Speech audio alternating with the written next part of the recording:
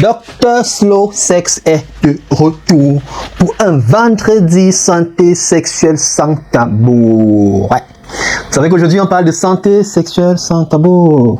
On parle surtout du slow sex. Aujourd'hui j'ai découvert une pépite dans ce petit livre-ci. Oh là là là là là là.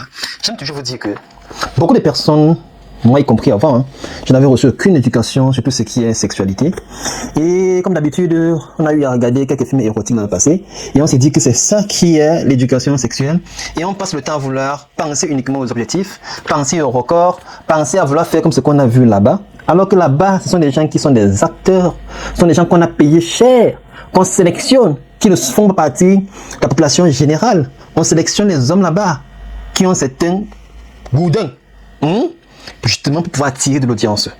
Mais malheureusement, les femmes, quand elles voient ça, elles s'attendent à voir que voilà, son prochain partenaire va aussi avoir son goudin comme ça, alors que ceux qu'on choisit là-bas ne font même pas partie de 1% de la population. C'est 0, combien de la population qu'on a sélectionné, ils sont payés pour ça.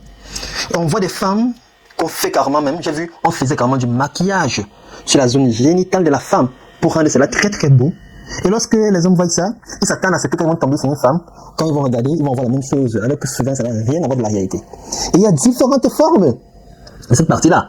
J'ai vu quelqu'un dernièrement qui a dit qu'il est tombé sur une femme, ce n'était pas la forme qu'il a l'habitude de voir, et ça a gâté la relation. Non! Il s'est dit que non, c'est parce que justement elle avait trop d'expérience dans le passé. C'est pas forcément ça. Il y a plusieurs formes. Je crois que là tu as une image que tu peux voir les différentes formes qu'il y en a qui existent. C'est pas pour dire que c'est parce qu'elle a trop d'expérience sexuelle passée. Et en passant même du passé, lorsqu'on veut se mettre et profiter pleinement de nos moments d'intimité, il faut laisser tout ce qui est passé et se concentrer uniquement sur l'instant présent. Il faut baisser la tension. Il faut un maximum de détendre autant pour moi, pour pouvoir laisser que la polarité masculine puisse s'accoupler à la polarité féminine et créer quelque chose de magnifique, d'explosif et faire en sorte que les deux en sortent là avec un maximum de plaisir ressenti de manière réciproque. Et je suis tombé sur une partie ici qui nous fait comprendre que on doit vivre la relation au présent. On doit oublier les objectifs à atteindre. C'est magnifique ça. Et ici, l'auteur nous fait comprendre que on doit vraiment trouver le temps pour apprendre à faire de l'amour.